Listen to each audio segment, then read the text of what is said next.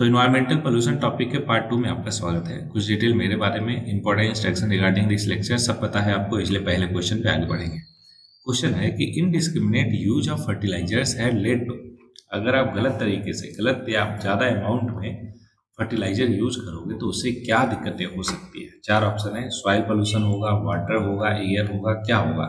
तो इसका जवाब, सही जवाब है सारे के सारे होंगे। कैसे होंगे वो समझते आप, है ना। निगेटिव इम्पैक्ट होता है इन सब पे। कैसे? सॉइल पे क्या है निगेटिव इम्पैक्ट होता है इनडिस्क्रिमिनेट यूज ऑफ फर्टिलाइजर से, कि chemical fertiliser can reduce the organic matter and biodiversity of the soil, making it less fertile और मोर प्रोन टू इरोजन। ये दिक्कत होती है, ठीक है।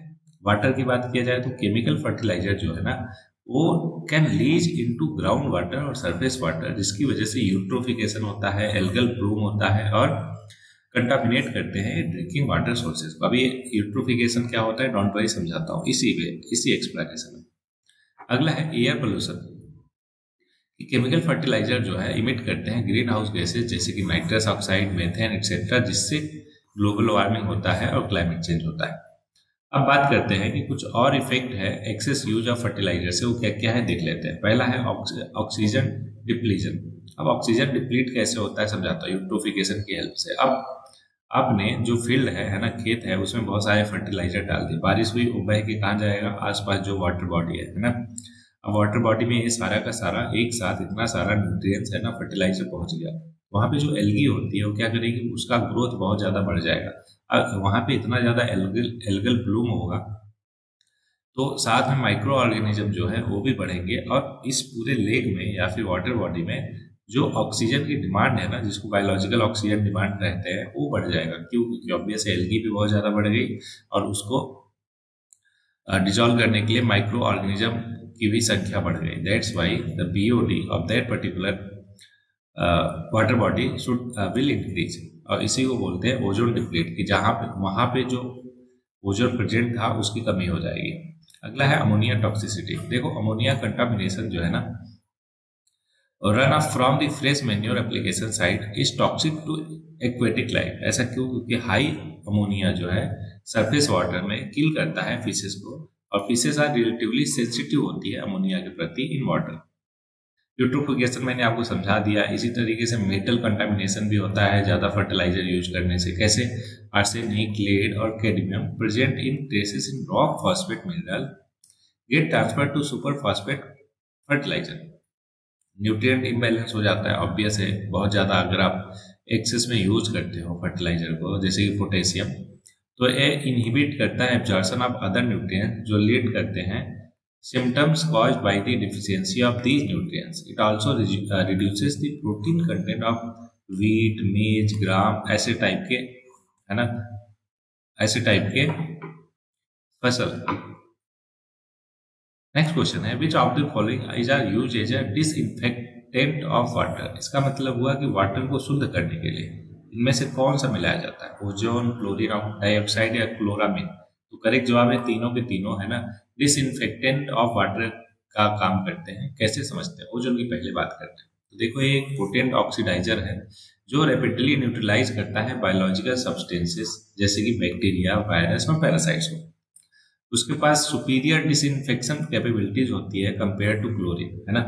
साथ में ओजोन जो है ऑक्सीडेटिव पावर रखता है, इसलिए वो रिमूव करता है persistent metal from the water, है ना। इस तरीके से ओजोन जो है एक डिसइंफेक्टेंट ऑफ वाटर की तरह काम करता है। वहीं पे क्लोरीन डाइऑक्साइड की बात करें, जिसका फॉर्मूला होता है ClO2, एक केमिकल कंपाउंड है जो यूज किया जाता है as a disinfectant in water treatment. क्या है? एक पावरफुल ऑक्सीडाइजर और बायोसाइड है, और वो इफेक्टिव होता है against a wide range of bacteria, virus, protozoa etcetera. Chlorine dioxide is also effective at removing taste and odor compounds from the water. वहीं पे अगर क्लोरामीन की बात किया जाए तो एक केमिकल कंपाउंड है जो यूज किया जाता है डिसइंफेक्टेंट की तरह, और ये बनता है कैसे? जब क्लोरीन और अमोनिया रिएक्ट करती है। क्लोरामीन लेस एग्रेसिव और डिसइंफेक्टेंट देन क्लोरीन होता है, लेकिन मोर परसिस्टेंट होता है। मतलब कि it can stay in the water distribution system for longer और प्रोवाइड कंटिन्यूअस डिसइंफेक्शन, ठीक है। नेक्स्ट क्वेश्चन है सिगरेट स्मोक कंटेन, सिगरेट के स्मोक में क्या क्या होता है?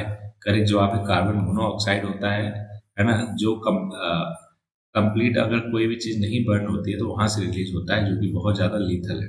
ठीक है, क्योंकि आपको पता है अगर आप इनहेल करते हो तो ब्लड में हीमोग्लोबिन के साथ ये बॉन्ड बना लेता है, राइट, और ऑक्सीजन कैरिंग कैपेसिटी को कम कर देता है। और बेंजीन भी एक कार्सिनोजेनिक है ना, है, इसकी वजह से क्या होता है, कैंसर होता है। तो ये रिलीज होता है सिगरेट स्मोक करने से, ऑप्शन सी। तो बताया गया मैंने कार्बन मोनोऑक्साइड बेंजीन, बेंजीन के बारे में और जान लेते हैं। कार्सियोजेनिक है, मतलब कैंसर कॉज करता है। Found in cigarette smoke, benzene is a colourless flammable liquid that is released when tobacco is burn. Prolonged exposure to benzene has been linked to leukemia और other form of cancer।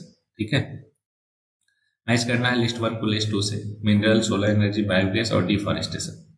देखो, अगर हम solar energy की बात करें तो एक ऐसा है इन एग्जॉस्टिबल है ना, मतलब एग्जॉस्ट नहीं होगा, कितना भी यूज करो। लेकिन वहीं पे जो बायोगैस है ना, नहीं, मिनरल्स है, वो क्या है, एग्जॉस्टिबल है।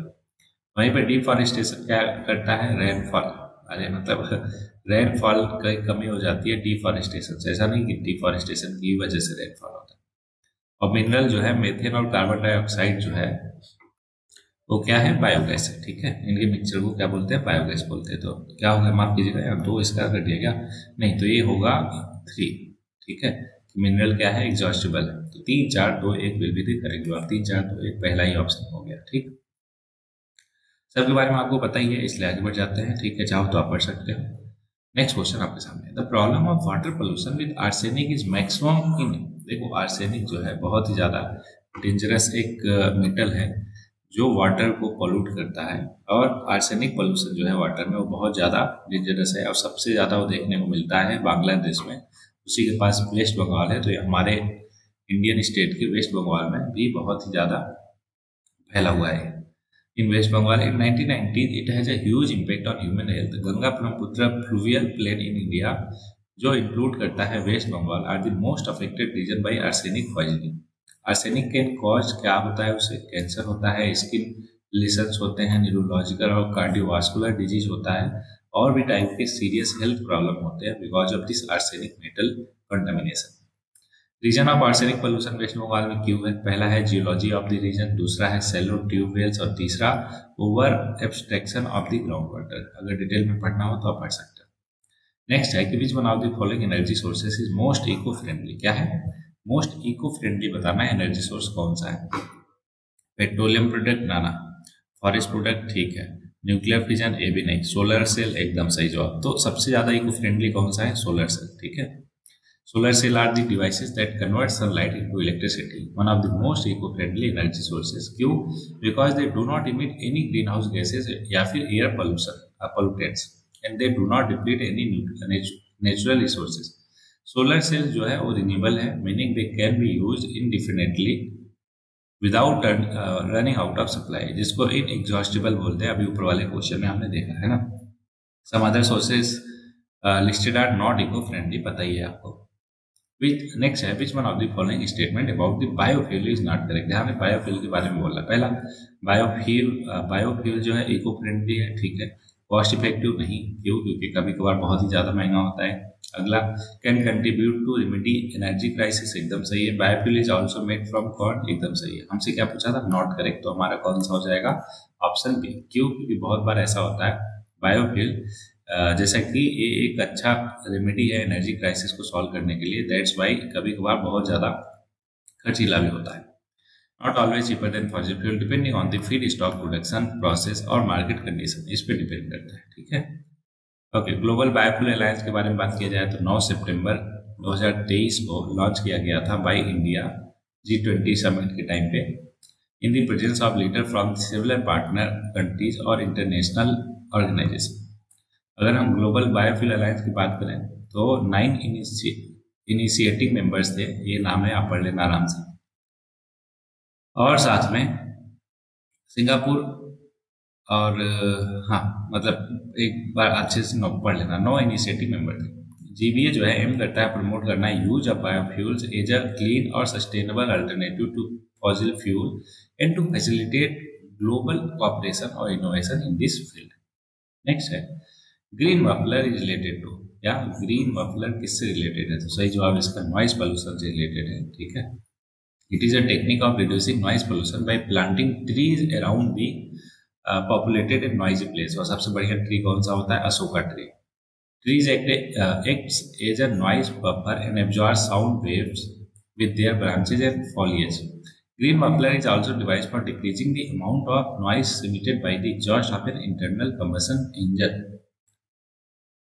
अगला question, which one of the following is not the secondary pollutant? क्या सेकेंडरी पोल्यूटेंट नहीं है? तो पैन भी है, स्मोक भी है, सल्फर डाइऑक्साइड नहीं है, ओजोन भी है। देखो ये तीनों ए बी डी क्या है? सेकेंडरी पोल्यूटेंट है, but sulphur dioxide primary pollutant है। अब दोनों में डिफरेंस क्या होता है वो समझते हैं। जो डायरेक्टली इमिट किए जाते हैं फ्रॉम द सोर्स, जैसे कि कोल कंबसन या फिर ऑर्गेनिक इरप्शन, उसमें आता है sulphur dioxide, that's why it is a primary pollutant. वहीं पे secondary pollutant are those that are formed in the atmosphere as a result of the reaction of primary pollutant with other molecules. Example के तौर पे pan, smoke और ozone, ठीक है। Next है which one of the following air pollutant can affect blood stream leading to death? तो चारों में से कौन सा होगा? आपको पहले ही बताया मैंने, कार्बन मोनोऑक्साइड। क्यों? क्योंकि कार्बन मोनोऑक्साइड को जब आप इनहेल करते हो, पहली बात तो कंप्लीट कंबसन नहीं होता अगर किसी भी सब्सटेंस का, तो वहां से कार्बन मोनोऑक्साइड निकलता है, ये हो गया इसका सोर्स। अभी हमारे ब्लड स्ट्रीम में जाकर इनहेल करने पर ब्लड स्ट्रीम में जाकर हीमोग्लोबिन के साथ रिएक्ट कर जाता है ना, और जिससे जो कैरिंग कैपेसिटी है, ऑक्सीजन कैरिंग कैपेसिटी, वो कम हो जाती है और ये बहुत ज़्यादा लीथल हो जाता है इंडिविजुअल के लिए, आदमियों, इंसानों के लिए, ठीक है। तो मैंने सारा कुछ बता दिया, इसलिए आगे बढ़ जाएंगे नेक्स्ट क्वेश्चन पे। अच्छा, बाकी भी देख लेते हैं। एस्बेस्टस डस्ट की बात किया जाए तो एक मिनरल फाइबर है that can causes lung cancer, lung disease, जैसे कि एस्बेस्टोसिस। क्या होता है उससे? एस्बेस्टोसिस होता है, लंग कैंसर और मेसोथेलियमा। होपफुली प्रोनाउंसिएशन मेरा ठीक हो, गलती हो जाए तो माफी। अगला है cadmium is a heavy metal that can cause kidney damage, bone loss और कैंसर। कैडमियम की वजह से ये सारी चीजें होती है। Cadmium can also affect the immune system by altering the activities and apoptosis of immune cells, changing the secretion of the immune cytokines and inducing oxidative stress. Nitrogen oxide can cause respiratory problem, asthma or lung damage. Next question है which one of the following is not an instrumental device to check air pollution? Air pollution को check करने के लिए तो correct जवाब है, सबसे air pollution check करते हैं, बट साइक्लोन सेपरेटर जो है वो एयर पोल्यूशन चेक करने के लिए नहीं इस्तेमाल किया जाता, बल्कि इसको इस्तेमाल किया जाता है सेपरेट करने के लिए मिक्सचर ऑफ फ्लूइड और गैसेस इनटू टू और मोर फ्रैक्शन, ठीक है। अब बैग फिल्टर और साइक्लोन कलेक्टर और साइक्लोन सेपरेटर तो बता ही दिया मैंने, और साइक्लोन डिवाइडर, इन सबको यूज किया जाता है क्या करने के लिए? हाँ, एक मिनट बस दीजिएगा, क्वेश्चन तो ठीक है ना। नॉट एन इंस्ट्रूमेंट, हाँ नॉट एन इंस्ट्रूमेंट कौन सा है? सेपरेटर ही है, ठीक है। माफ कीजिएगा, साइक्लोन डिवाइडर है ना, यहाँ पे थोड़ा कंफ्यूज हो गया मैं। साइक्लोन सेपरेटर नहीं, साइक्लोन डिवाइडर है, ओके। बाकी सबके सब क्या यूज किए जाते हैं? जैसे साइक्लोन कलेक्टर क्या है? एक डिवाइस से यूज किया जाता है सेंट्रीफ्यूगल फोर्स को सेपरेट करने के लिए डस्ट या अदर पार्टिकल से फ्रॉम अ गैस सिस्टम। वहीं पे साइक्लोन सेपरेटर क्या है? साइक्लोन सेपरेटर एक सिमिलर डिवाइस है जो साइक्लोन कलेक्टर की तरह होता है, but it can also be use to separate different phases और component of a fluid stream, ठीक। साइक्लोन डिवाइडर मैंने बता ही दिया। अगला है which one of the following is not related to air pollution? Air pollution से रिलेटेड नहीं है। स्मोक है, एसिड ट्रेन कह सकते हैं, यूट्रोफिकेशन नहीं है। क्यों? क्योंकि एल्गल ब्लूम मैंने आपको समझाया बीओडी घटा देता है, मतलब बीओडी बढ़ा देता है, बायोलॉजिकल ऑक्सीजन डिमांड। और एस्बेस्टोसिस एक बीमारी है ना, पता है आपको।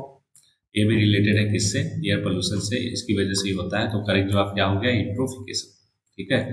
Not related to air pollution but rather to water pollution. Smoke, acid rain और एस्बेस्टोसिस क्या है? सबके सब एयर पोल्यूशन से रिलेटेड है। यूट्रोफिकेशन एक प्रोसेस है by which the water body become overly enriched with nutrient relating to excessive growth of algae or other simple plant life. This can reduce the oxygen level in the water and harm aquatic ecosystem. Eutrophication can be caused by natural या फिर human sources of nutrients जैसे run off from the agriculture land, sewage या फिर industrial waste. Next है कि which one of the following is a bio indicator of air pollution? तो देखो lichen है, पढ़ते आ रहे हो है ना, क्या होता है लाइकेन?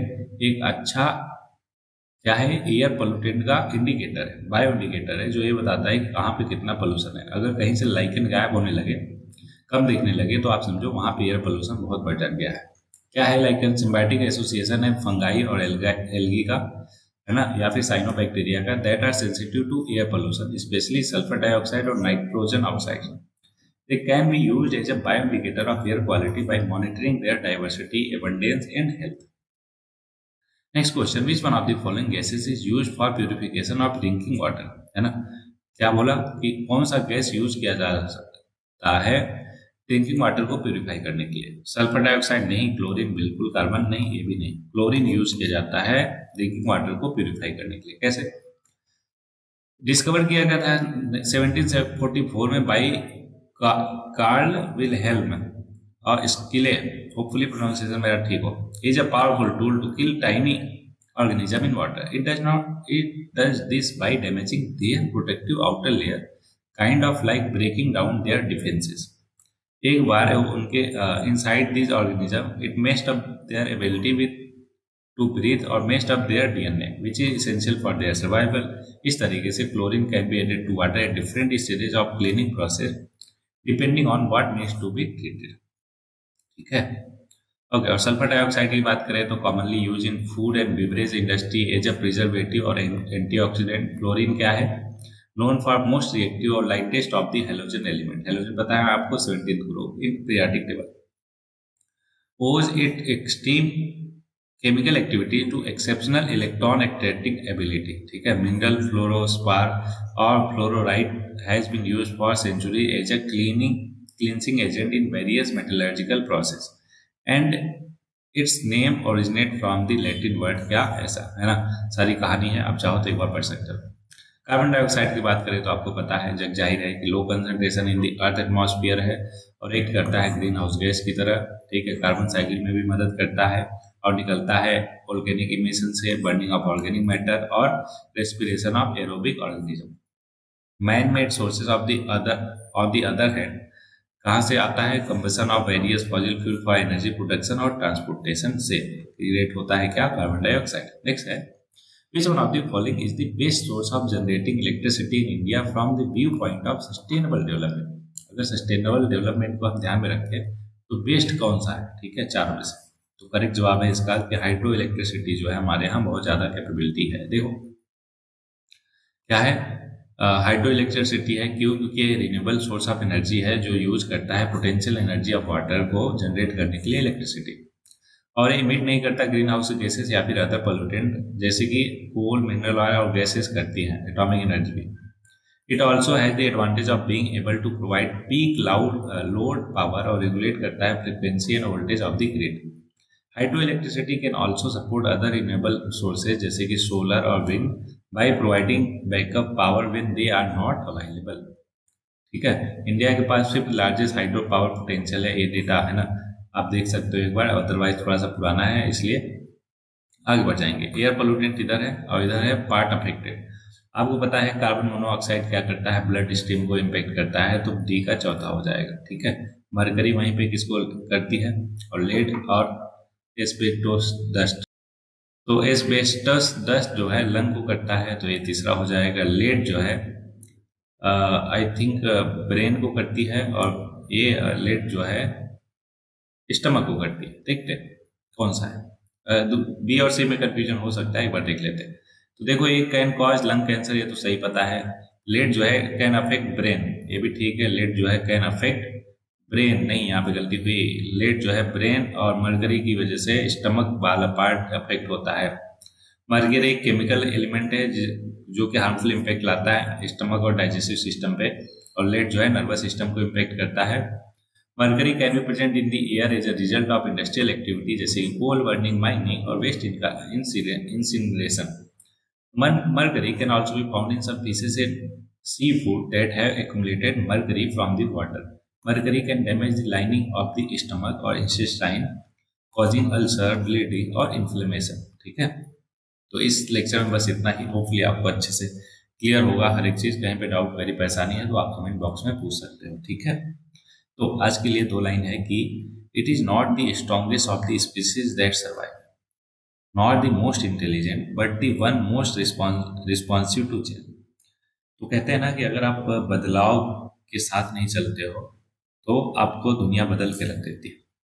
और इस कोट का भी यही कहना है कि जो स्पीसीज है ना, जो स्ट्रॉन्गेस्ट भी नहीं है, मोस्ट इंटेलिजेंट भी नहीं है, बट फिर भी सरवाइव कर पाती है because of the adaptive nature of their with respect to environment, है ना, कि अपने आसपास में क्या बदलाव हो रहा है उसको प्रति रिस्पॉन्स कितना जल्दी करता है, कितना जल्दी अडॉप्ट करता है, वो सबसे अच्छी खूबी होती है।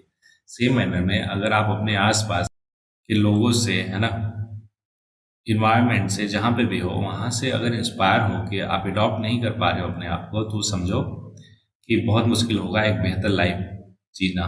ठीक है, तो इन्हीं शब्दों के साथ इस लेक्चर में बस इतना ही। मिलते हैं नए लेक्चर में, तब तक के लिए पढ़ते रहिए, आगे बढ़ते रहिए और लोगों से इंस्पायर होकर आगे बढ़ते रहिए।